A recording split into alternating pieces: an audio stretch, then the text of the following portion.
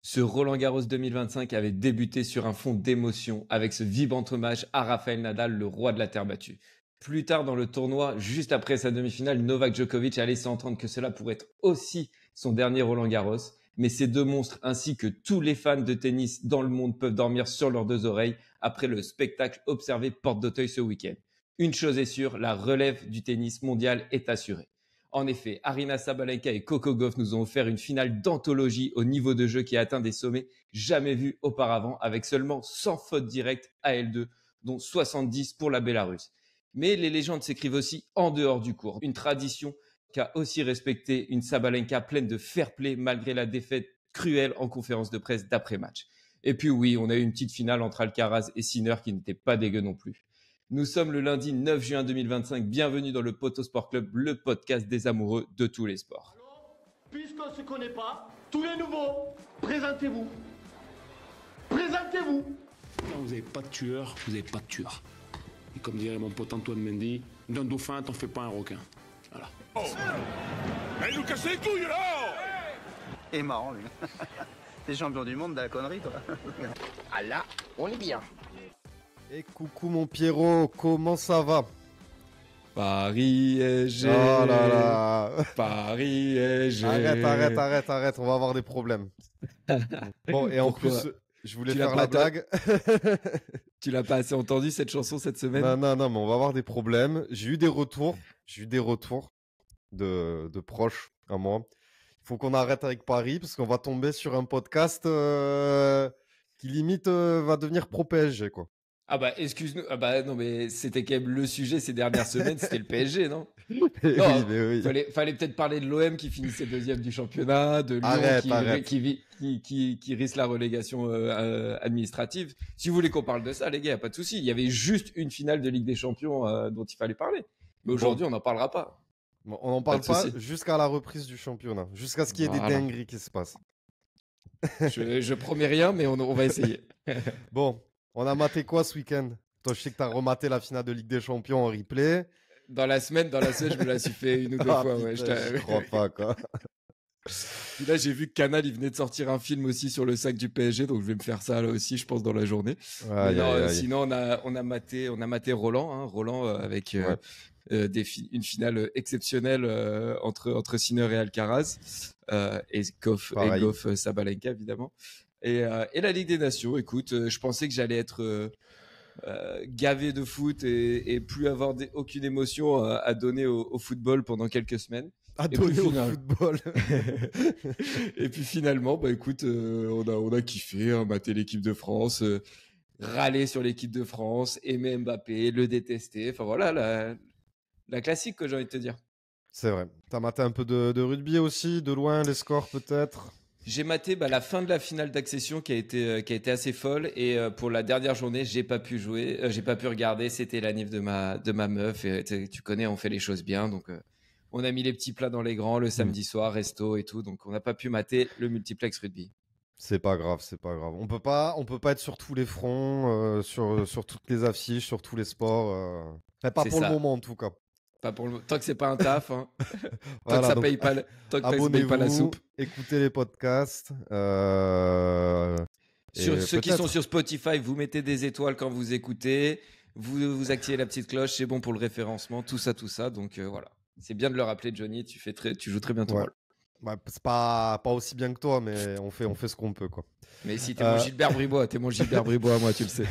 Du coup, on va parler de quoi aujourd'hui? Bah, comme vous l'avez deviné, on va parler de Roland, donc principalement de Alcaraz Sinner. On va se demander si c'est peut-être la plus belle finale all-time qu'on a eu dans ce tournoi, en sachant qu'on a eu du lourd, hein, donc on titille un petit peu exprès, on le fait exprès.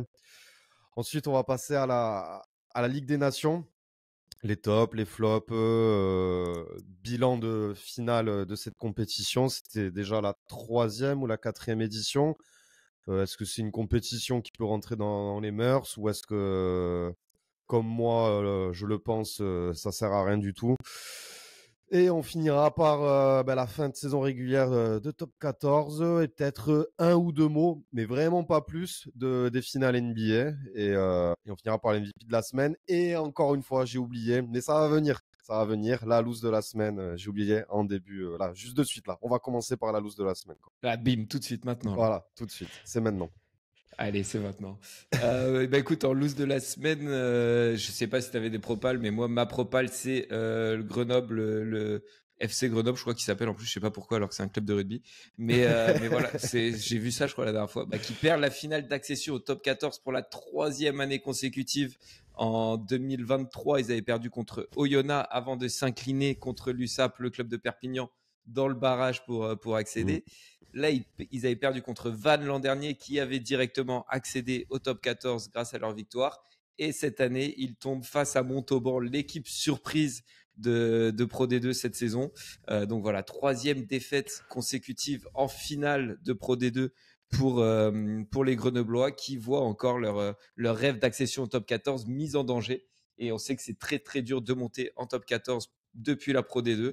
Donc voilà, ils ont une finale qui les attend face à Perpignan la semaine prochaine, mais c'est loin d'être gagné pour les Grenoblois.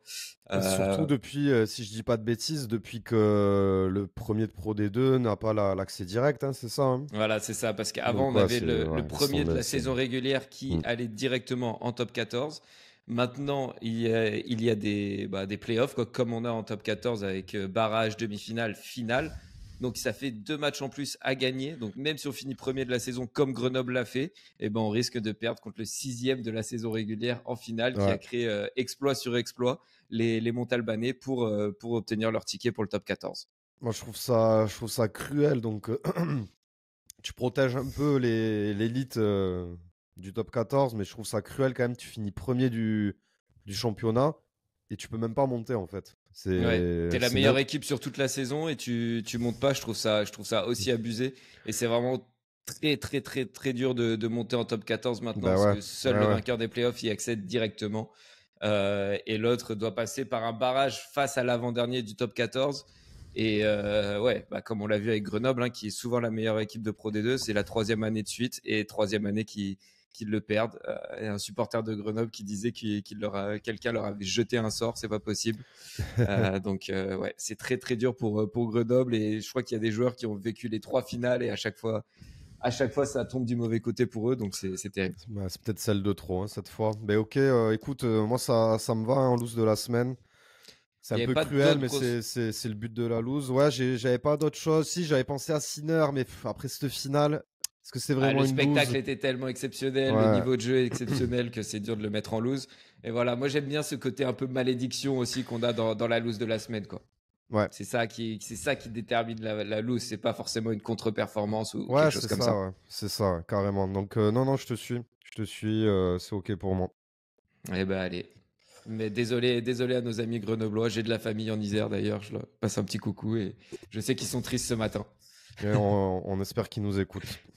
Ils ont intérêt. Bon, passons aux choses sérieuses. Tu veux Au parler gros d'abord de morceau. la finale femme ou la finale homme? Passe d'abord à la finale femme Non, finale homme en premier, je pense. en premier. Ouais. Ok. Quelle finale, Pierre? C'est dans tes souvenirs, Exceptionnel. dans tes émotions, dans la qualité tennistique. Est-ce que tu avais déjà vu ça? Peut-être. J'ai quand même dû me faire un petit récap. On parle des finales, hein, pas forcément des matchs qui y a pu avoir lieu à Roland, hein, que ce soit des Ouais. demi, des quarts. Finale à Roland-Garros, de mon vécu, de mon vivant, j'en ai pas connu des comme ça, parce que déjà il y a eu une telle domination de Rafa pendant Ouais, quasiment 20 ans, ce qui ont fait que les finales sont rarement allées en 5-7 là sur ces ouais, 20-25 dernières années. Je crois que la dernière c'est Coria Gaudio en 2004, qui était allé, dont moi je me souviens déjà.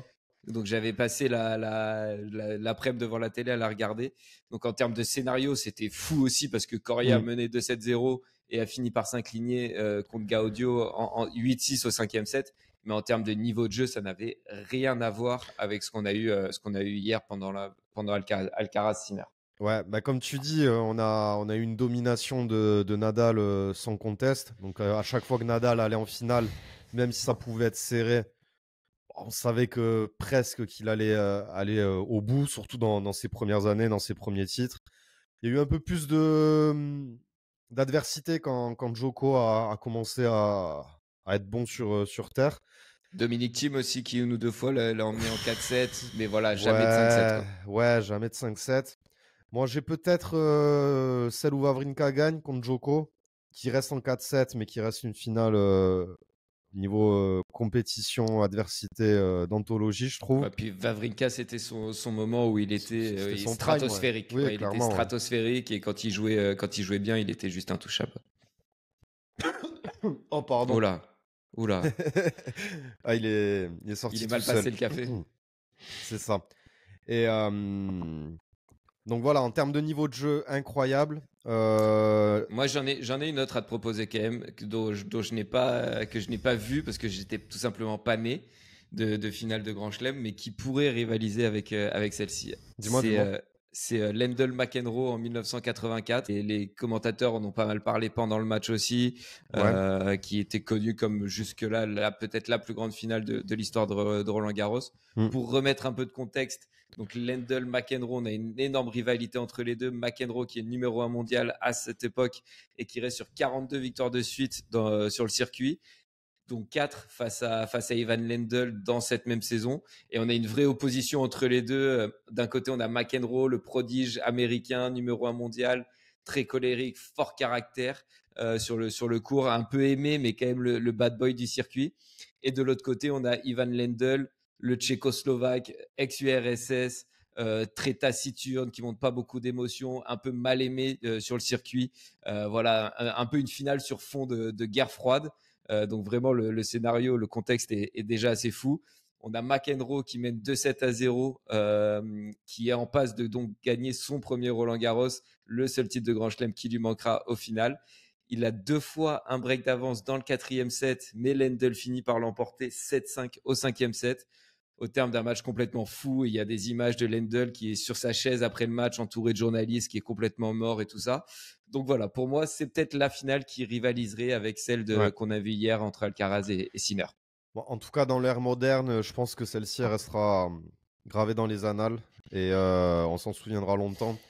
C'est la première fois que... C'est peut-être le match qui marque le début de la rivalité entre les deux, vraiment. Parce que même s'ils sont déjà jeux, je crois que c'est la première fois qu'ils se jouent en finale de Grand Chelem. De Grand Chelem, ouais. Et la première fois qu'ils se jouaient en finale, c'était déjà là le tournoi précédent. Je sais plus si c'était Monte-Carlo, à Rome. Ouais. Donc c'était déjà la première fois qu'ils se jouaient en finale. Bam, ils se rejouent en finale quelques semaines après en tournoi du Grand Chelem. Donc ouais, ça peut être une pierre angulaire à cette rivalité.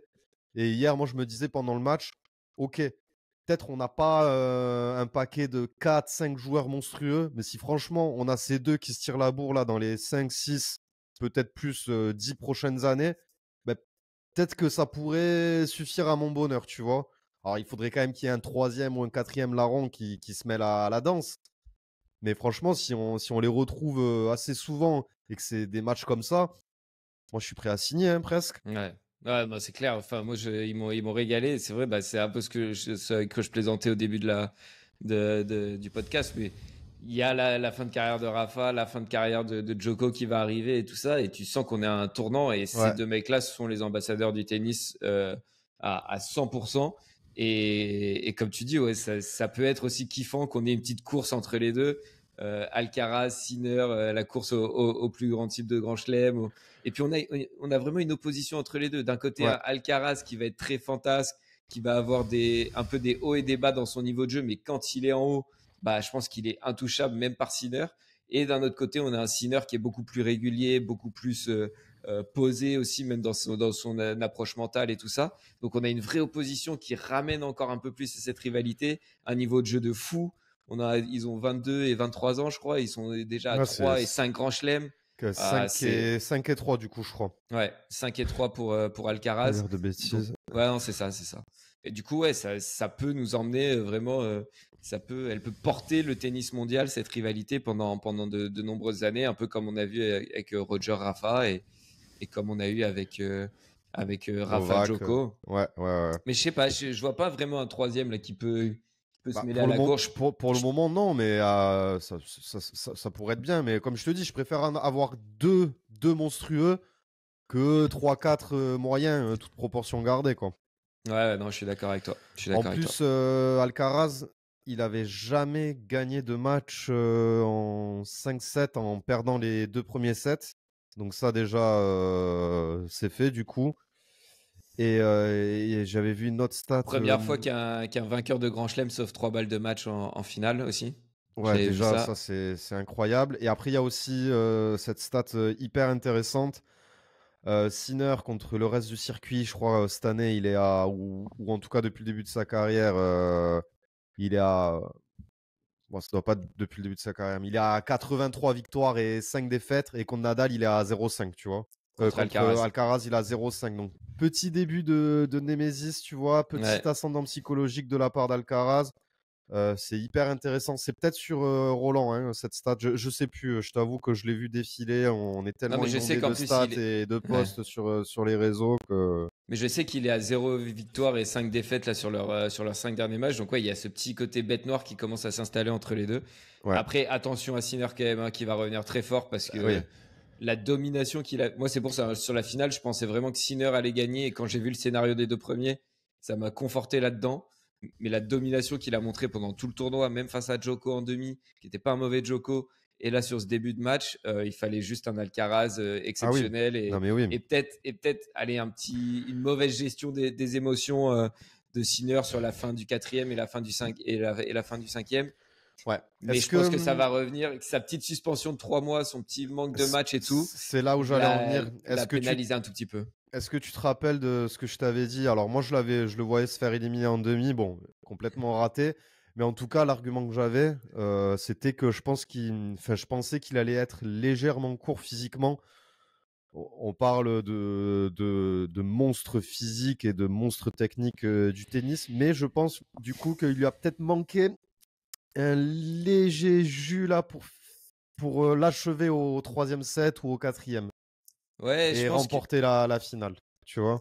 Je pense que tu as raison. Je sais pas si c'est physique ou si c'est mental. Et comme je te disais, quand tu m'avais dit ça, moi, c'était plus sur la gestion des émotions. Comment il allait parce que c'est un truc que tu peux pas t'entraîner. T'as beau aller courir, voilà, ça, ça s'entraîne que pendant un match. Tu peux reproduire ça que pendant les matchs. Et vu que Sinner avait pas été poussé dans ses retranchements aussi, il avait pas eu à gérer ce genre de moment avant la finale. Et je pense que c'est là qu'il a un peu perdu. Après, je pense que voilà, ça s'est mêlé à Alcaraz qui monte son niveau aussi au 3e set comparé aux 2 premiers. Et Sinner qui peut-être une petite baisse physique / mentale qui est arrivée à ce moment-là. Mais clairement, puis il y a une autre stat aussi qui commence à être inquiétante, on va dire, pour Sinner, mais il n'a jamais gagné de match en plus de 4 heures dans sa carrière. Donc voilà, peut-être qu'il y a aussi un petit blocage. C'est Eric Salio sur RMC qui en parlait. Voilà, un petit blocage quand on passe ces 4 heures de match. Voilà, quand ça devient vraiment physique, qu'on va chercher dans les derniers retranchements. Peut-être que Sinner a un peu plus de mal qu'un Alcaraz. Mais bon, ça joue tellement sur des détails que c'est dur de vraiment pointer quelque chose du doigt pour dire ah, c'est à cause de ça qu'il a perdu quand ça se joue à tellement rien. En tout cas, match, j'en ai des frissons rien que d'y penser. Et Alcaraz, qu'on aurait pu penser, malgré le fait qu'il ait déjà 4 titres du Grand Chelem, il vient d'égaler Nadal avec le même nombre d'années, de jours, enfin au même âge. À un jour près. Un jour près. D'accord, il vient d'égaler Nadal en obtenant son 5e titre du Grand Chelem. Il défend son titre à Roland-Garros, doublé donc 2024-2025. Franchement, on peut déjà dire que c'est une mini-légende de Roland, tu vois, Alcaraz. Enfin, des doublés, il n'y en a pas eu beaucoup. Nadal, évidemment, Bruguera, Kuerten, peut-être Björk, oui, Lendl, enfin, que des gros noms, tu vois. Ouais, non, mais clairement, je pense C'est que impressionnant de pouvoir défendre son titre. Et surtout avec cette adversité. C'est l'adversité aussi qui bâtit des légendes. Ouais, c'est sûr. Enfin, moi, Alcaraz, je pense que c'est vraiment un homme des grands rendez-vous. Déjà, il l'a prouvé en étant invaincu en finale de Grand Chelem. Et il a ce côté, ouais, Grinta. Enfin, je sais pas comment l'expliquer, mais t'as raison, c'est déjà une légende de Roland quand tu fais 2 titres consécutifs. Puis en plus, il y a vraiment cette transition avec Rafa qui est en train de se faire où Rafa finit de dominer Roland et maintenant c'est l'héritier Alcaraz qui prend le pouvoir. Donc c'est beau, mais comme lui l'a dit dans son discours après sa victoire, en parlant de Sinner, il va en gagner et je pense qu'il va en gagner plus d'un à Roland dans sa carrière. Oui. Donc c'est vraiment, encore une fois, on revient à cette rivalité, ce duel qu'on risque d'avoir dans les 10-15 prochaines années du tennis. Ouais. Et après, pour parler un peu de niveau de jeu ou de style de jeu, oh là là, Sinner, mais oh là là, ce coup droit. Ouais, puis on a Non, l'impression mais qu'il fait du ping-pong, il prend toutes oh les là balles là. hyper tôt, c'est Non, mais incroyable. il a une puissance de frappe, c'est impressionnant, quoi. Il a un peu ce physique à la Djoko, un peu très sec, un peu longifine, hyper Très, gainé.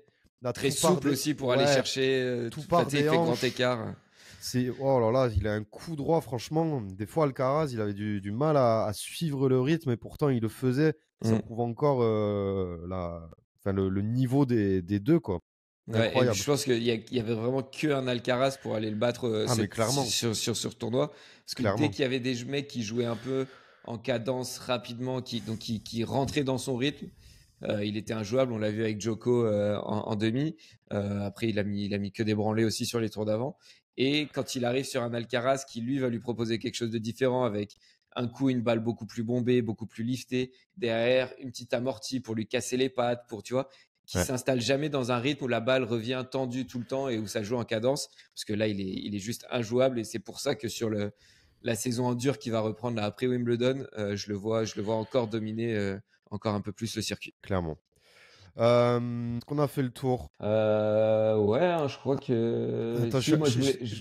ouais, non, j'allais dire que j'étais un peu en train de me refaire les différents palmarès des tournois du Grand Chelem, mais j'avais zappé que Alcaraz était double tenant du titre à Wimbledon, Et ouais, il contre- avait fait en battant contre Djokovic Djoko. en plus. Ouais. Putain, c'est incroyable en vrai. J'avais zappé, enfin, je le savais, mais sur là, j'ai bugué sur le coup.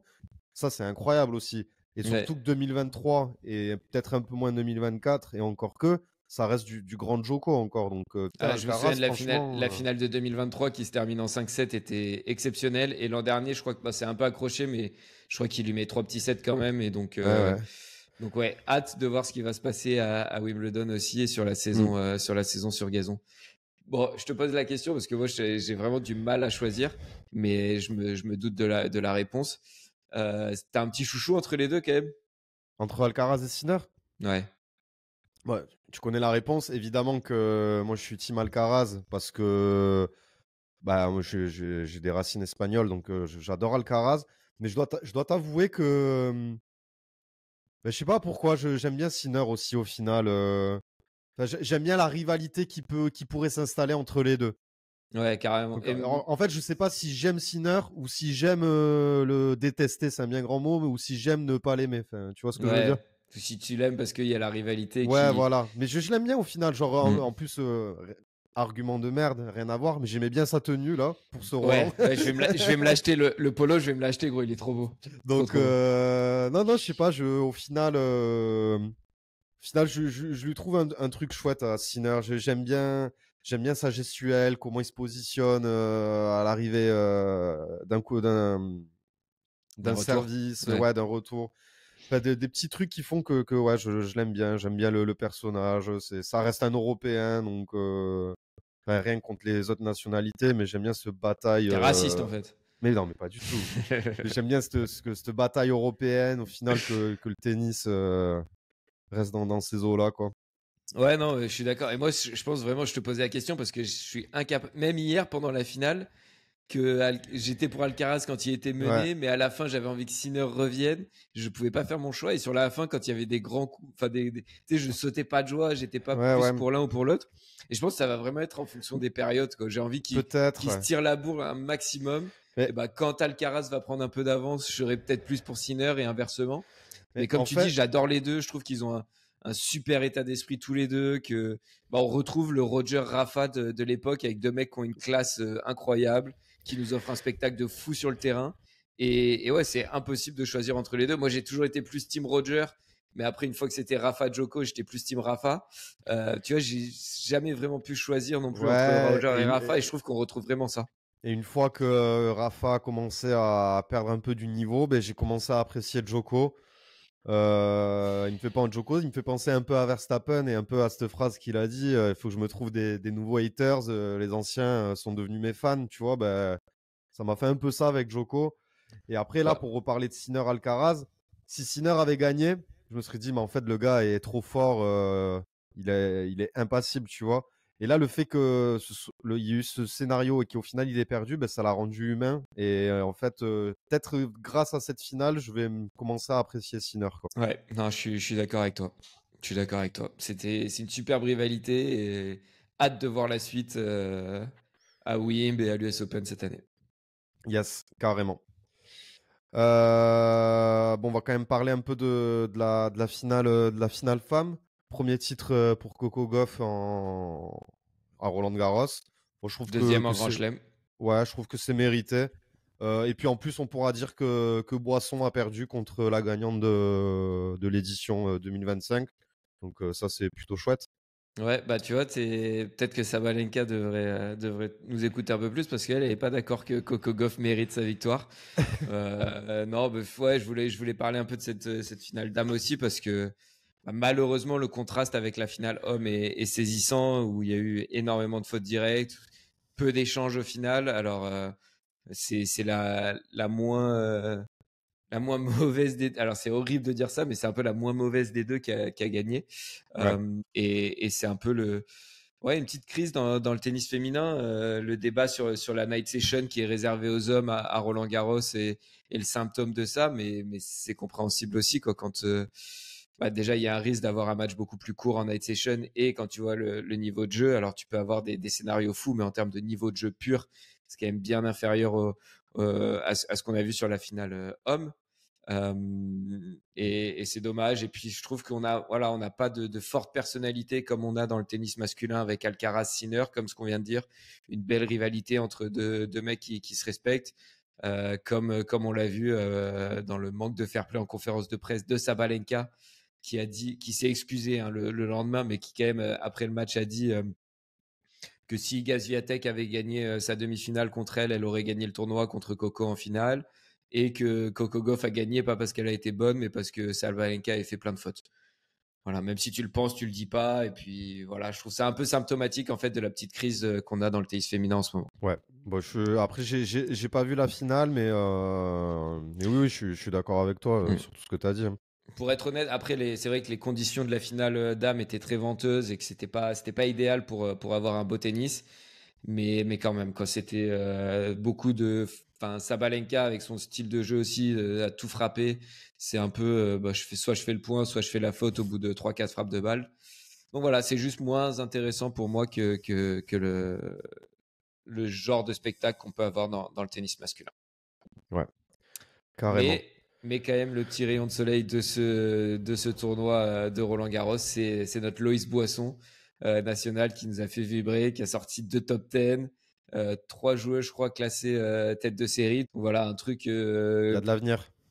Il y a de l'avenir, il y a de l'avenir. Je ne sais pas si elle nous gagnera un grand chelem un jour, mais bon, déjà, elle est numéro 1 française, elle passe 60e mondial, elle gagne 300 places. Ouais, mais ça, c'est fabuleux. Quand tu fais ça, c'est pas juste de la chance, c'est qu'il y a un vrai niveau de jeu quand même. Après, oui, ça c'est sûr, il y a un vrai niveau de jeu. J'ai un peu peur qu'elle nous fasse aussi à la Hugo Gaston, où au final, bah, on se rend compte que oui, elle joue mieux que 300e mondial, mais est-ce que elle était vraiment euphorique pour atteindre une demi-finale de Grand Chelem cette année, ou est-ce que c'était un one-shot et qu'elle se retrouvera dans des trucs un peu plus normaux, on va dire. Et alors oui, on la verra de plus en plus de par son nouveau classement. Elle aura accès au plus grand tournoi du circuit. Mais est-ce qu'elle va arriver à confirmer dans ces tournois-là et avoir des résultats réguliers à ce niveau-là? Personnellement, j'en doute un peu. J'espère que je vais me tromper parce que ça serait beau qu'on ait une vraie locomotive du tennis féminin français avec Loïs Boisson.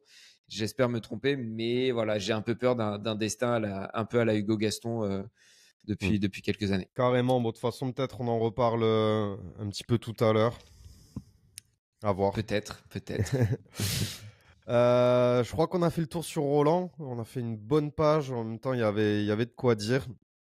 On a été gâtés. On va passer à la suite du coup, hein, le foot, la Ligue des Nations, les tops, les flops. Et comme je disais en intro, je sais plus ce que je disais. J'ai oublié de noter la phrase. Mais est-ce que cette compétition est-ce que cette compétition peut rentrer dans les mœurs comme une vraie compétition, ou est-ce que dans l'esprit des gens, dont moi, ça restera ces anciens matchs amicaux qu'on a un peu pimpés et remodelés pour qu'il y ait un peu plus d'enjeu, quoi. Ouais, bah vas-y, on commence avec ça si tu veux. Après, je te ferai Ouais. mes petits points positifs et négatifs pour l'équipe de France. Mais moi, sur la compète, écoute, je pense que c'est déjà le calendrier du Final Four est compliqué. Quand tu le fais 4 jours après la finale de Ligue des Champions, que les gens ont été sevrés enfin pas sevrés justement, étaient gavés de foot pendant des semaines, on parle que de ça et tout. C'est compliqué après d'exister derrière ça. Clairement, il y a pas le même intérêt que pour la Ligue des Champions ou pour une compétition majeure internationale. Ouais. Mais écoute, moi je pense, je l'ai pas regardé avec la même implication émotionnelle, on va dire. J'avais plus grand chose à donner comme émotion. Je te l'ai dit en intro, mais j'ai quand même kiffé. J'étais quand même, voilà, j'avais envie qu'on tape les Espagnols, j'avais envie qu'on tape les Allemands dans le match pour la 3e place. J'avais envie de voir ce que Deschamps allait nous proposer euh, comme animation, comme schéma tactique. Donc oui, ce sera jamais une grande compétition comme l'Euro ou comme la Coupe du Monde. Hmm. Mais comme tu l'as dit, c'est des matchs amicaux pimpés qui, moi, me plaisent plus que ces anciens matchs amicaux qui, pour le coup, étaient vraiment des matchs en bois où Non, ça, ça oui. servait à rien, quoi. Donc c'est toujours mieux que ce qu'on avait avant, honnêtement. Ça donne un petit aspect compétition et rivalité que, voilà, t'as envie de gagner, t'as envie d'aller taper les Espagnols, t'as envie d'aller taper les Allemands. Donc voilà, honnêtement, moi, je trouve ça plutôt bien. Toi, je sais que ça te fait un peu chier, mais Non, non, non, mais après, je sais que le calendrier est compliqué, on peut pas pousser les murs, mais moi j'ai toujours du mal avec ces fenêtres internationales en fin de saison, quoi. Après, ouais. après que les championnats soient finis, que la finale de la Ligue des Champions soit passée, etc. Je trouve qu'il y a malgré tout, même si ça reste des professionnels, je pense que l'intensité n'est pas la même que le reste de l'année. Oui, c'est sûr. Bah, même dans les choix des entraîneurs et tout ça, tu vois que il n'y avait pas les équipes type partout. Donc oui, c'est sûr que ça aura toujours moins d'intérêt que ces grosses compètes. Et je suis d'accord avec toi, de toute façon, c'est un problème de calendrier. Enfin là, les mecs, ils ont plus de vacances, quoi. Vraiment, ils ont plus une Ouais. semaine de vacances. Ils viennent de finir la Ligue des Champions. Là, il y a Ligue des Nations. Ils enchaînent avec la Coupe du Monde des clubs la semaine prochaine. Il faut soit en enlever des compètes, soit trouver un meilleur moyen de calendrier. Mais bon, comme tu l'as dit, on peut pas pousser les murs. On peut pas inventer des jours dans l'année non plus, quoi. Et après, ils font peut-être le plus beau métier du monde. Et à ce niveau-là, en tout cas, ils sont loin d'être à plaindre. Mais malgré tout, c'est important qu'il y ait du repos. Alors certes, c'est pas des sports de contact comme du foot US, du rugby. Et encore, le rugby, ça se discute le repos auquel ils ont droit. Mais ça reste des sportifs de haut niveau et ils ont besoin et le droit de se reposer, quoi. Au bout d'un moment, oui, si les mecs ils ont plus que 2 semaines de vacances dans l'année, ça va commencer à devenir court, quoi. Faudra Bah pas oui, puis en s'étonner plus, qu'on ait des blessures à répétition pendant la saison, quoi. et même le spectacle en lui-même sera moins bon. On l'a vu à l'Euro 2024, où il y avait vraiment zéro, entre la finale de Ligue des Champions et le début de l'Euro, zéro pause. Et on l'a vu dans le niveau de jeu des grandes équipes. Il y a beaucoup d'équipes qui sont allées loin dans ces compétitions européennes, qui ont galéré. Toutes les équipes qui avaient des joueurs qui ont joué beaucoup de matchs, le niveau de jeu était assez faible, nous les premiers. Et c'est plutôt les plus petites équipes qui ont pu créer des surprises et tout ça et avoir des beaux parcours. Donc, oui, il faut, c'est sûr. Après, moi, encore une fois, j'aime bien la Ligue des Nations. Je vibre devant. Quand on a sorti les Croates après une remontada en quart de finale, j'ai kiffé. Donc voilà, c'est peut-être, je kiffe, mais faut pas qu'il y en ait trop non plus. Et Ouais. en fait, j'ai l'impression plus tu m'en mets, plus moi je vais kiffer. Mais c'est pas forcément la solution, Du quoi. coup, on a un palmarès 2 fois Portugal, une fois France, une fois Espagne. 2 fois Espagne, il me semble, non? Bah, c'est pas le Portugal qui a gagné hier? Si, mais je crois que l'Espagne en avait gagné 2. Non, c'était la 4e. Ok. C'était la 4e? Ok, il me semblait que c'était la Ouais, 5e. Mais... ouais, Ok, c'était la ouais. 4e. Attends, je suis dessus. Je suis sur le DOS, palmarès. Portugal 2019, France 2021, Espagne 2023 et du coup 2025, Portugal de Ah, ok, nouveau. ouais. Il n'y avait pas eu en 2022. Ok, bah, Non. ah oui, parce que c'est sur 2 ans, c'est ça? Ouais, c'est ça, ouais, c'est Ok. sur 2 ans. Ce qui est Ok, plutôt ok. intéressant, ça, je trouve, quand même. Ouais, tu Soit vois, pas ça tous fait les ans non plus. ça fait un certain fil rouge où tu as les phases de ligue et après, les phases de groupe et après, tu as, t'as les playoffs, tu as les matchs à élimination directe. Je trouve ça pas mal, moi, plutôt que d'avoir À des voir sur matchs la amicaux durée. sur 2 Oui, ans. oui, oui, à voir sur la durée, sur d'ici 10, 15 ans, ce qu'on en pensera de cette compète, quoi. Ouais. Non, je suis d'accord. Bon, on passe à notre équipe de France. Là, j'ai quelque chose à dire. Là. Il y a Ouais. quelques petites choses à dire. Ouais. Écoute, je vais te laisser dire, parce que moi, je vais dire la vérité. J'ai maté aucun des deux matchs. Donc, je vais 0 pas- minutes. Ouais, mais vraiment 0 minutes. Si, le seul truc que j'ai maté, c'est un gars sur YouTube qui a fait une analyse des placements de Mbappé. Ah bah Euh, oui, ça Mbappé. Hein. De toute façon, si on prend 5 buts contre l'Allemagne, c'est de la faute de Mbappé. Si on défend mal, c'est de la faute de Mbappé. Tout est de la faute de Mbappé, putain. Non, mais j'ai pas vu Il le y, en a match. eu, il y en a eu 72 des vidéos comme ça sur YouTube, sur Insta, là, gros. Des mecs qui disent, bon bah voilà, c'est pour ça, il te faut 3 flèches sur un truc. Et ils disent, voilà, c'est pour ça qu'Mbappé est nul au foot. Voilà. Mais non, mais il disait pas que Mbappé était nul en foot. Il disait qu'il était tout le temps mal placé. Ah oui, ouais, ça revient à dire ce que je dis, ouais. Non, après, Bon. en plus, je l'ai mis dans mes points négatifs, Mbappé, donc je m'énerve, mais je suis un peu d'accord. Je te laisse parler. Mais le premier point négatif, ce sera pas Mbappé, ce sera la défense cataclysmique de l'équipe de France en l'absence des cadres.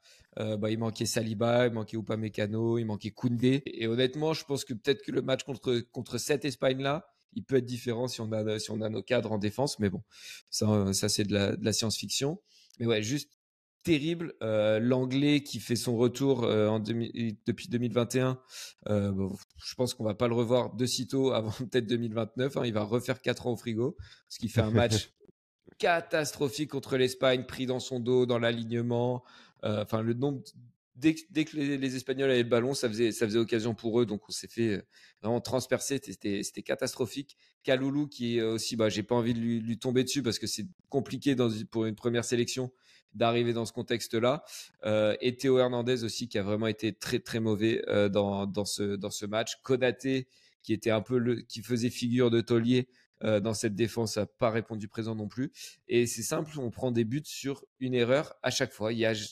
À chaque fois, c'est soit une erreur d'alignement, soit on est pris dans le dos, soit des mecs qui lâchent le marquage. Donc voilà, sur les 5 buts, il me semble, c'est 5 erreurs défensives de la part de l'équipe de France. Et on a retrouvé ça en première mi-temps face à l'Allemagne. Heureusement que les Allemands ont été très très maladroits. Mais c'était voilà, pareil. Chaque ballon touché, il y avait occasion. Il y avait un contre. Adeyemi, hier, il s'est retrouvé en 1 contre 1 face à Maignan. Mais 3 ou 4 fois en première mi-temps. Heureusement qu'ils ont été maladroits parce qu'on peut vraiment aller rentrer au vestiaire à la mi-temps avec 2 voire 3 buts de retard. Donc voilà, ça c'est mon premier point négatif, c'est la défense terrible en l'absence de nos cadres. Je sais pas si tu veux que je te laisse réagir ou si j'enchaîne mes points négatifs. Moi, je te dis, j'ai rien vu, mais vraiment rien, même pas vraiment suivi les résumés. Vraiment, j'ai fait un boycott de la compétition. Donc, voilà, à part dire contexte, franchement, j'avais une overdose de foot. Là, j'avais pas envie de regarder de foot. Même l'équipe de France. T'as pas besoin de te justifier, hein, tu t'inquiètes. Hein. C'est pas grave. Mais t'aimes pas le foot, c'est pas grave. Je te laisse. Mon deuxième point négatif, c'est les Parisiens un peu en gueule de bois après la Ligue des Champions, ce qui est compréhensible. Mais clairement, Doué, Dembélé, Barcola, Dembélé et Barcola qui sont barrés qui sont partis du rassemblement après le match contre l'Espagne, avec peut-être une petite blessure pour Dembélé même, ce qui est pas surprenant vu qu'on le voit faire le tour de Paris avec la coupe de la Ligue des Champions sous le bras depuis 4 jours. On l'a vu à Roland, enfin voilà, plein de sollicitations qui sont normales et c'est normal qu'il soit pas forcément prêt mentalement pour les matchs avec l'équipe de France. Voilà, Doué, Barcola aussi un peu la même chose. Rabiot au milieu de terrain et le milieu de terrain en général, je les ai pas trouvés exceptionnels. Je trouve Rabiot un peu à bout de souffle en cette fin de saison, bouger dans les duels, moins percutant. Je l'ai trouvé faire un peu des mauvais choix aussi sur comment aborder une contre-attaque. Et avec l'émergence d'un Ryan Cherki, j'ai envie de voir un peu. Est-ce que ça serait pas le moment aussi de faire une petite révolution au milieu de terrain, quoi, d'installer vraiment deux mecs un peu plus solides derrière un mec un peu plus créateur. Je pense que ça serait la bonne solution. Et voilà, je sais que les Marseillais vont gueuler, mais parce que Rabiot c'est le meilleur milieu du monde depuis qu'il a signé à l'OM. Mais voilà, ça va être. C'est une question que j'ai envie de me poser. Est-ce que c'est pas le moment de changer Rabiot indéboulonnable dans ce milieu de terrain depuis 3-4 ans. Et le dernier point positif, c'était Mbappé en 9. et le réalisme en général devant le but de l'équipe de France. Je suis d'accord que Mbappé voilà, Contre l'Allemagne alors. les deux, il était en neuf sur les deux matchs. Même contre l'Allemagne, il fait un bon match, hein, il fait passe D, il marque. Mais pareil, je trouve qu'il est, comme tu le disais là, à l'instant, et les vidéos qui sont sorties l'expliquent super bien.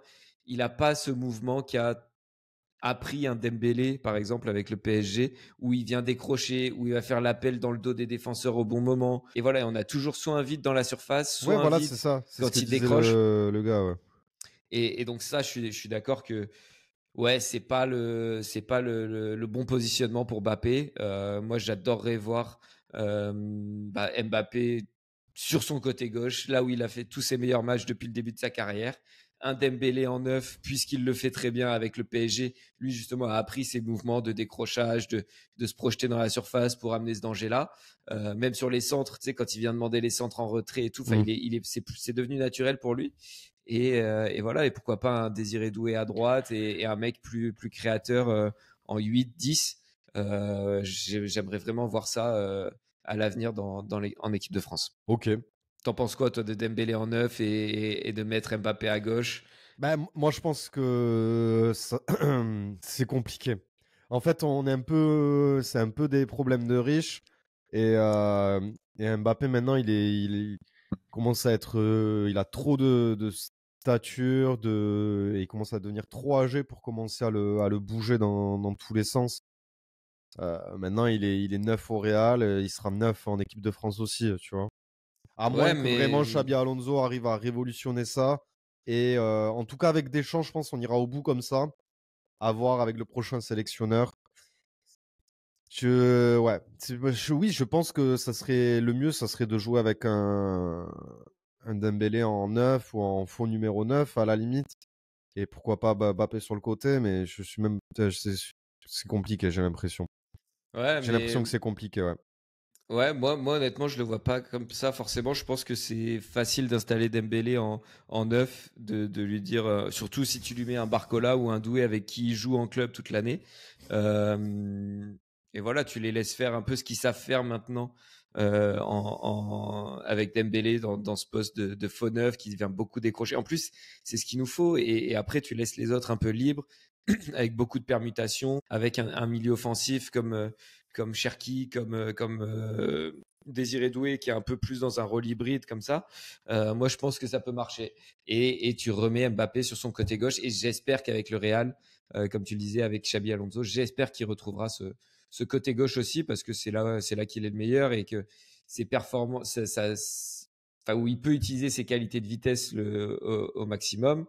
Et je l'ai trouvé là, quand il est vraiment neuf, j'ai l'impression qu'il est un peu en entre-deux, où des fois il y a une action là, une occasion contre l'Espagne en début de match, on fait un super mouvement, il se retrouve face au gardien, il hésite entre faire la passe ou tirer. Je le trouve un peu dans un entre-deux qui lui va pas, où il essaie de jouer avec beaucoup de percussion, beaucoup de profondeur, beaucoup de vitesse, mais ça le gêne au final quand il doit faire des choix devant le but et tout. Donc voilà, je le trouve un peu dans un entre-deux qui est pas bon pour lui, et j'aimerais le revoir à gauche avec Dembélé en neuf, Doué ou un autre à droite et Cherki ou un autre derrière, ou Olysée, ou voilà, des mecs comme ça.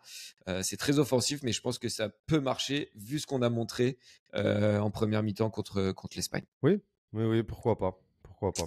À voir sur des matchs avec un peu plus d'enjeu, même si voilà, je concède que cette Ligue des Nations apporte un peu plus d'adversité et d'enjeu pour avoir juste des matchs amicaux classiques, Ouais. comme Et on avait avant, quoi. Ça va être le challenge pour Dédé, je pense, moi, parce que là, voilà, il a enchaîné avec 4 offensifs, et on va parler. Je peux passer maintenant à mes points un peu plus positifs. J'allais juste dire qu'en tout cas, cette Ligue des Nations, elle nous permet de moins jouer contre les îles Féroé et je sais pas quelle équipe en bois. Chypre, j'ai l'impression une année on les jouait 2 fois par an vraiment, hein, à une époque. Mais l'Andorre, tout ça, quoi. Donc, oui, ça permet ça en tout cas, oui, c'est sûr. C'est clair. Et du coup, ouais, pour enchaîner sur les points positifs, j'ai bien aimé que Deschamps continue avec 4 offensifs. J'ai vu des bonnes choses. Il y a évidemment énormément de choses à travailler, parce qu'on s'est fait transpercer contre l'Espagne. On s'est fait transpercer et on a perdu cet équilibre si cher à Deschamps. Mais j'ai vu des bonnes choses dans le pressing sans ballon, qui est pas parfait encore une fois, mais au moins il est là, Alors qu'avant, on disait bah, l'équipe de France, c'était bloc bas avec ses 3 milieux défensifs et on se fait chier et il n'y aura rien d'autre. Mais l'équilibre qui était martelé par Deschamps était là. Là, on l'a peut-être un peu perdu, mais ça se travaille. C'est voilà, je préfère qu'on se dise bah, on va à la Coupe du Monde 2026 en préparant ce système de jeu, cette mentalité, plutôt que de dire bah, on va refaire ce qu'on a fait à l'Euro 2024 où tout le monde a critiqué Deschamps et l'animation qu'on avait, notamment offensive. Donc voilà, je préfère qu'on tente avec ces 4 offensives jusqu'à la Coupe du Monde, qu'on prépare, qu'on essaie de s'améliorer dans ce système, plutôt que de revenir à un 4-3-3 classique de Deschamps avec 3 milieux défensifs qui, depuis le départ de Griezmann, et ne marche pas, quoi. On l'a vu à l'Euro l'an dernier. Donc voilà, j'espère que lui va rester là-dedans. Malheureusement, je pense que quand les matchs redeviendront un peu plus à enjeu, il repartira avec ses trois milieux défensifs. Oui, voilà. Et aussi, je pense que Griezmann, on le reverra pas, hein. Je pense en équipe de non, c'est France. sûr. Non, mais parce qu'on pouvait encore croire que peut-être Deschamps le rappellerait à l'aube de la Coupe du Monde, mais je pense que déjà il aura un rôle un rôle moins important l'année prochaine avec l'Atlético, en club, et que je pense que l'histoire est quand même définitivement pliée, quoi. Ouais, oui, c'est quasiment sûr. Après, on n'est jamais à l'abri. Il a rappelé Kanté. Après, Kanté n'avait pas pris sa retraite, mais il a repris Kanté qui avait plus de clubs en Europe et tout ça. Donc, pourquoi pas? Pourquoi pas, en vrai, le retour de Griezmann. Mais je pense qu'il faut avancer sans lui. Et ça m'amène à mon deuxième mon deuxième point positif, c'est Ryan Cherki. Parce que, justement, il nous manquait ce côté technique qu'on avait qu'on n'avait plus en équipe de France. On dirait qu'on a joué la finale de la Coupe du Monde, là. Tu nous fais un dossier équipe de France. Bah gros, excuse-moi d'en parler. Après, si t'aimes plus l'équipe de France, on peut passer à autre chose, hein. Si t'es plus supporter de l'équipe, mais gros, Cherki, c'est historique. Il nous fait une passe D, un but sur sa première sélection. Toi, tu veux pas en parler? Mais non, mais j'ai pas. Allez, c'est trop. C'était pas l'amener. Je voulais pas parler de Cherki, mais c'est bon, quoi. C'est bon. Excuse-moi si ça te saoule la Ligue des Nations. Moi, ça m'a fait kiffer. Putain, pas possible ça. Hein. Oui, c'est vrai qu'il va signer à City, c'est fait ça? Mais j'en sais rien, moi j'ai envie de te parler de sa prestation en équipe de France là. Bon, mais vas-y, parle alors. Ben non, mais juste entrée exceptionnelle. Ce que Griezmann a apporté avec ses frappes de loin, ses passes qui cassent les lignes, ses combinaisons avec les milieux et les offensifs, le lien avec l'attaque, on l'a complètement perdu depuis qu'on a plus Griezmann. Ah, tu me casses les couilles à rigoler là. mais je sens que ça y est, je t'ai saoulé, que t'as même plus envie. Si, non, en vrai, j'ai envie. Pardon. Et tu vois, vas-y, je vais faire comme si ça m'intéressait. Vas-y, j'écoute. mais non, mais Cherki, on l'a vu que dans l'Espagne, bon, déjà, il met un but d'une superbe reprise de volée, ce genre de geste qu'on n'avait plus et que Griezmann, lui, était capable de faire, de claquer un coup franc, de mettre un but de loin, une grosse frappe et tout ça. Et derrière, le petit ballon déposé sur la tête de Kolo Muani pour marquer. Ça fait combien de temps qu'on n'a pas vu une passe comme ça en équipe de France? Donc, je pense que ouais, ça peut être très intéressant. C'est un profil qui est différent, qu'on peut amener dans ces 4 offensifs et qui va pouvoir amener quelque chose de différent à cette équipe de France et qui va, voilà, ce petit lien entre le milieu qui était trop défensif et l'attaque. Et moi, je vois bien un milieu à 2 avec 2 mecs un peu physiques mais quand même techniques, genre Tchouaméni, Koné, un Cherki qui est un peu plus libre devant eux et derrière les trois flèches qui permutent en permanence devant. Moi, je trouve ça hyper intéressant comme système de jeu. Non, mais carrément. Et pour parler du coup de ce que j'ai vu, de ce que je connais, je trouve que Cherki, cette année, ça y est, il a pris l'ampleur du monde professionnel, de son niveau. Ça y est, c'est un joueur de foot. C'est plus le Cherki d'il y a quelques saisons qui pouvait avoir ses lacunes, qui pouvait un peu trop tricoter. Là, je le trouve accompli et complet. Donc, oui, je pense qu'on peut compter sur lui à l'avenir, que ce soit en club ou en équipe de France, quoi. Et comme tu parlais quand même de son départ probable à City, je pense que si c'est un mec qui est entraîné par Guardiola, on en a vu des mecs se révéler aussi sous Guardiola. Hein, tu disais est-ce qu'il va beaucoup jouer, mais Bernardo Silva, il arrive là-bas un peu avec la même étiquette qu'à Cherki aujourd'hui. En général, tous les mecs qui passent sous Guardiola, parce que c'est Guardiola qui les a recrutés, ils deviennent super forts après. Hein. Regarde Doku. Et il est devenu Ouais, super c'est ça. fort et presque un élément essentiel de City cette année, même si c'est pas le plus grand City des 10 dernières années, quoi. Mahrez, des mecs comme ça. Ouais, non, Et tu tous, vois, tous. et puis en plus, si Bernardo Silva est plus proche de la fin, on sait que c'est un profil qui est cher à Pep Guardiola. Donc Ouais. peut-être qu'il en fera son homme. Il y a plus de De Bruyne, il y a plus de Bernardo Silva. En tout Donc cas, moi, honnêtement, une belle génération là, qui se présente à City. Ouais. Ouais, et une belle opportunité pour Cherki vraiment de prendre une belle place dans ce City-là et d'arriver à la Coupe du Monde très très fort. Donc voilà, moi je vois quand même des points positifs. C'est là où je voulais en venir sur cette Ligue des Nations. Je pense qu'il y a eu beaucoup de bashing sur l'équipe de France. Alors oui, on en prend 5 contre l'Espagne. Faut pas oublier que l'Espagne, c'est peut-être la meilleure équipe du monde en ce moment et qu'on les a mis en difficulté, qu'on aurait pu rentrer au vestiaire à la mi-temps avec 1 ou 2 buts d'avance, qu'on a eu beaucoup d'occasions. On a été maladroit devant le but, on a été mauvais en défense, oui. Mais il y a des bonnes choses pour l'équipe de France, de par ce système avec 4 attaquants, de par l'éclosion de Ryan Cherki et les flèches qu'on a devant, Mbappé, Dembélé et les autres. Donc moi, je suis optimiste si on reste dans ce système. Voilà. Et les rageux qui n'aiment pas la Ligue des Nations, ils peuvent aller se faire foutre. Oh, Voilà. C'est visé ça. Non. Bon, parce que le temps défile et on a passé beaucoup de temps sur une Ligue des Nations qui en valait pas autant de peine. Attends, Portugal vainqueur quand même face à l'Espagne, Yamal et Ronaldo éternel. Voilà, c'est tout ce que je veux dire. Ah oui, Et carrément, Ronaldo éternel, quoi, carrément. Quoi. Et Nuno Mendes, il sera juste derrière Hakimi pour le Ballon d'Or. Au classement. Putain. Je t'annonce que Ronaldo, il est capable de nous faire une Messi 2022 à la Coupe du Monde l'année prochaine. Hein. Il arrive avec une équipe solide. Ah, ils sont solides, les Portugais, quand même. Ouais, mais moi, je kiffe de plus en plus l'équipe parce qu'il y a 4 Parisiens dans le 11 type, donc ça me fait kiffer. J'imagine. Voilà, c'est bon, on peut passer.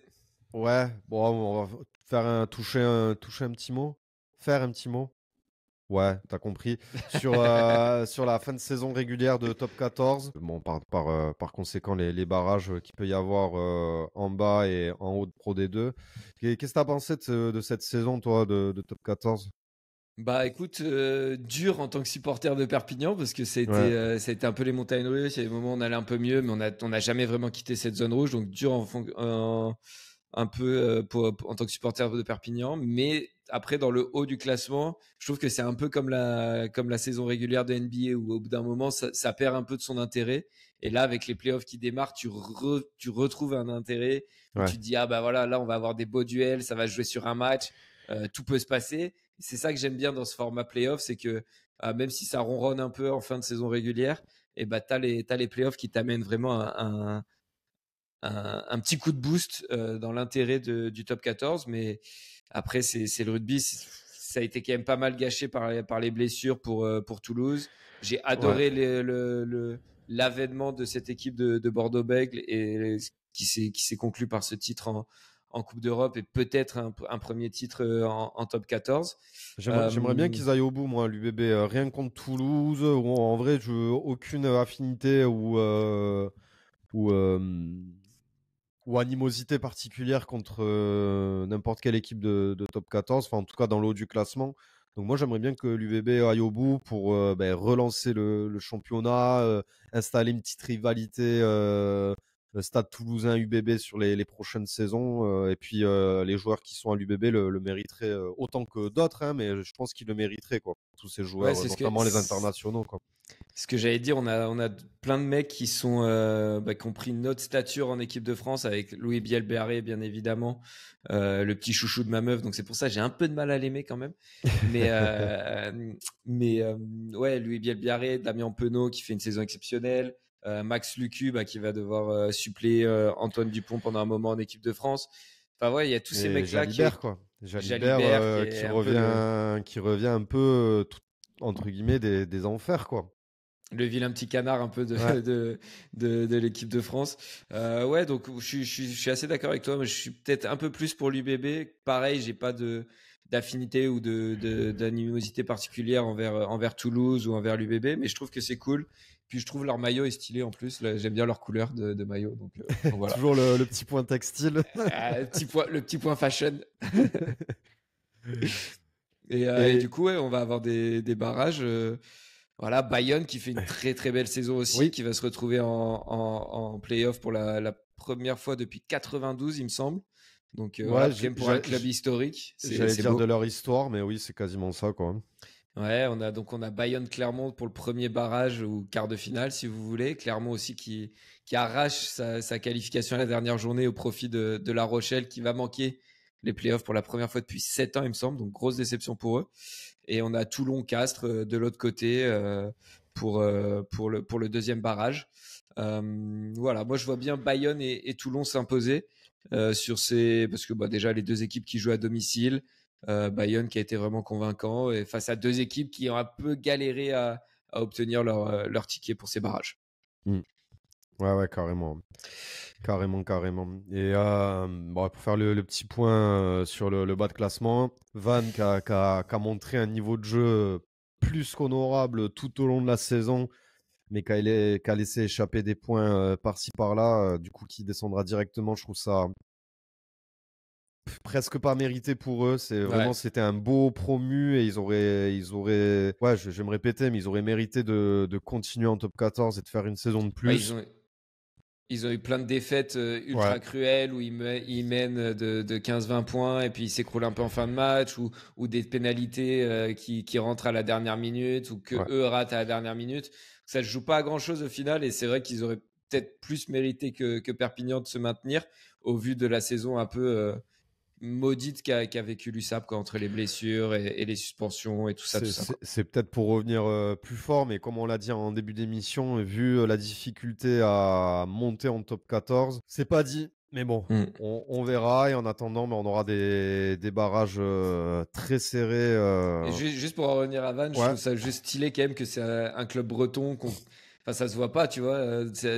Historiquement, ça a toujours été Paris et le Sud dans le rugby. Et là, on a La Rochelle qui a éclos il y a quelques années. Maintenant, on trouve un club breton. Je trouve ça juste très stylé. Et, oui, pour ça aussi, c'est dommage. Et tu sens qu'il y a eu un vrai engouement populaire derrière eux. Et ça va, c'est bon pour le rugby français parce que on va peut-être trouver un nouveau vivier de joueurs aussi dans le Morbihan à côté de Vannes. Donc voilà, je trouve ça assez stylé.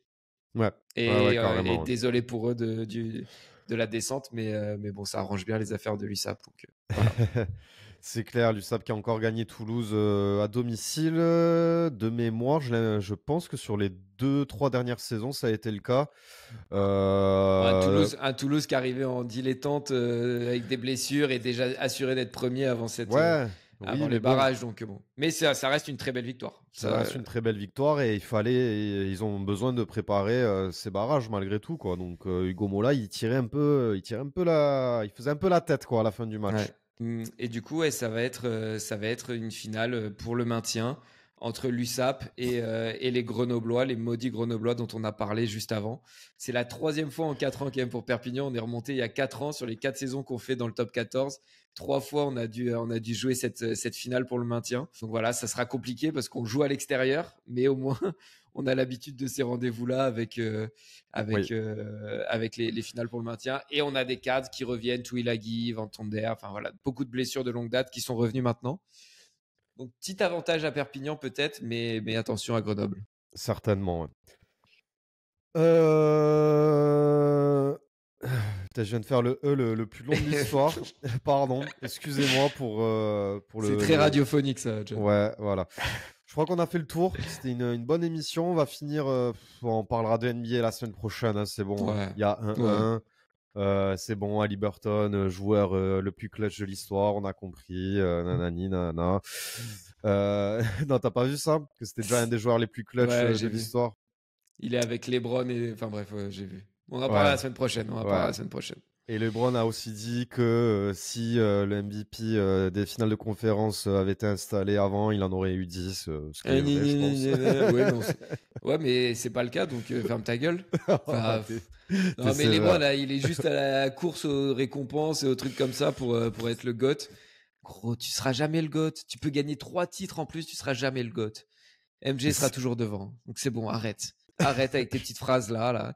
Comme Yamal qui dit ouais, faut le jouer sur un match. Et ben voilà, Yamal, chais, t'as pas gagné avec des nations. Chais, tu seras pas ballon d'or. Voilà, c'est tout. Bah oui, oui, MVP oui. de la semaine, t'as des pas du coup. J'ai du mal à le dire, mais oui. On va élire le MVP de la semaine.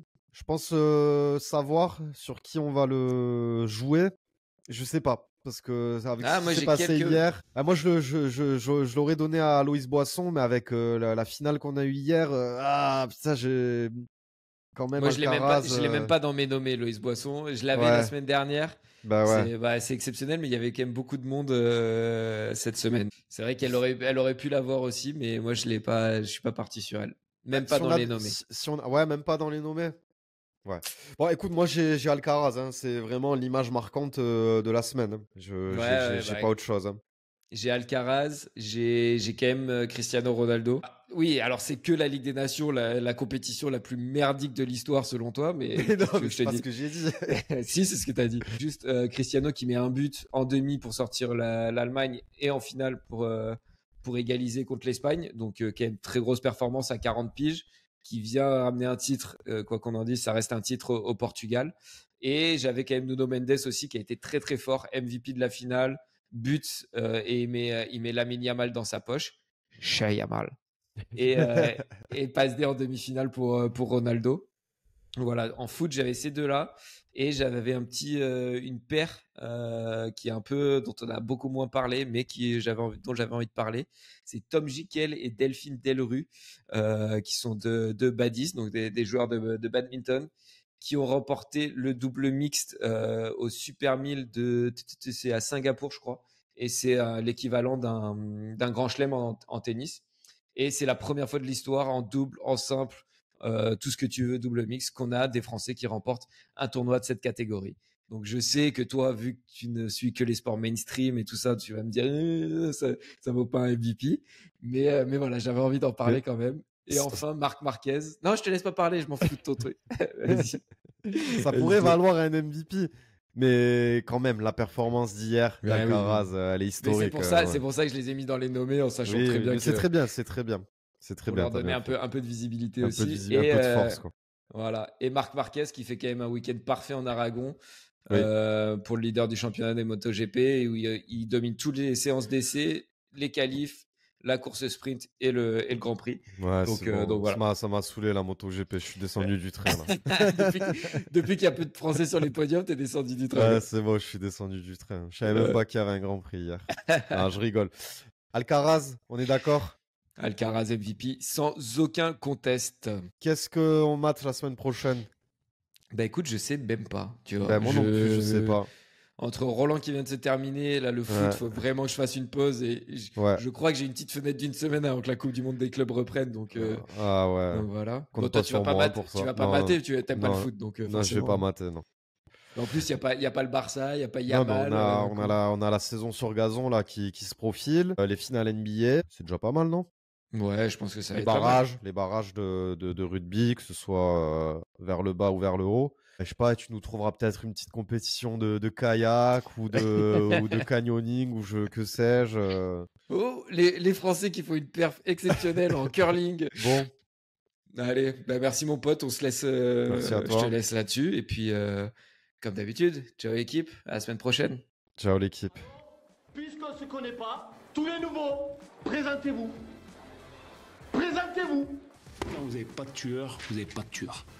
Et comme dirait mon pote Antoine Mendy, d'un dauphin, t'en fais pas un requin. Voilà. Oh. Elle nous casse les couilles là. Il est marrant, lui. T'es champion du monde de la connerie, toi. Ah là, on est bien.